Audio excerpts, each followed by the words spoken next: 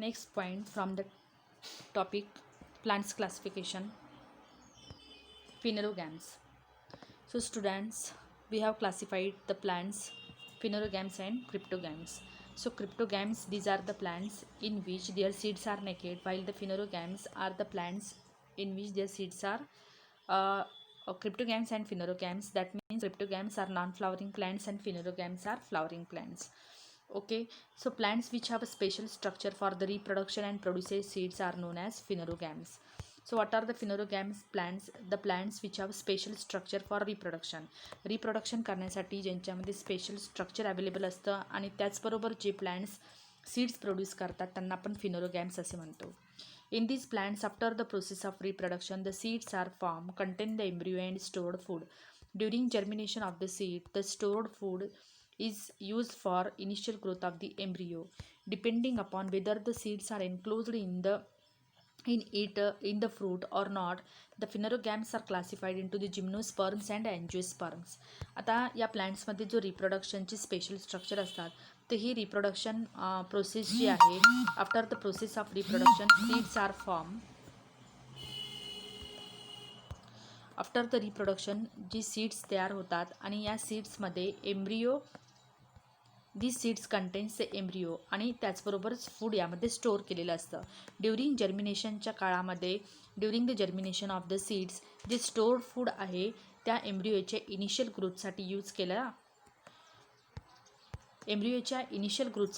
Use केले जातात. Depending upon whether the seeds, मग आता हे जे सीड्स आहे प्लांट्समध्ये ते फ्रूट्समध्ये एन्क्लोज आहे किंवा नाही त्यावरनं फिनोरोग्रॅम्स हे अगेन जिम्नोस्पर्म आणि एंजियोस्पर्म या दोन विभागांमध्ये त्यांचं क्लासिफिकेशन होतं. So division gymnosperms.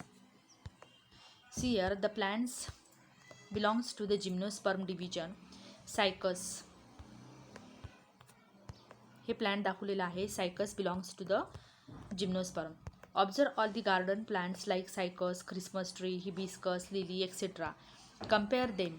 Note the similarities, differences among them. Which differences did you notice between the gymnosperm and angiosperm? Gymnosperms are mostly evergreen, perennial and woody plant.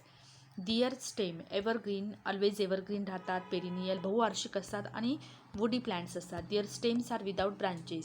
जर तुम्ही यांना observe केलं तर यांचं स्टेम जो आहे विदाउट ब्रांचेस असतात. Without branches they leaves form a crown. त्यांची लीव्ज जे आहे एकदम टॉप पोझिशनवरती असतात आणि त्याचबरोबर ते क्राउन लाईक स्ट्रक्चर फॉर्म करतात. These plants bear male and female flowers on the different sporophylls of the same plant. Same प्लांटवरती मेल आणि फिमेल फ्लावरचे स्पोरोफिल असतात. Seeds of these plants do not have natural coverings. या प्लांट्सच्या सीड्सला natural covering नसतात. That means they are not enclosed within the fruit. That is, these plants do not form fruits and are therefore called gymnosperm. Gymnos means naked and sperms means seeds. Example: cycas, pyxia, Christmas tree, thuja, moorpanki, pinus, deodar. All these are the examples of gymnospermic plants.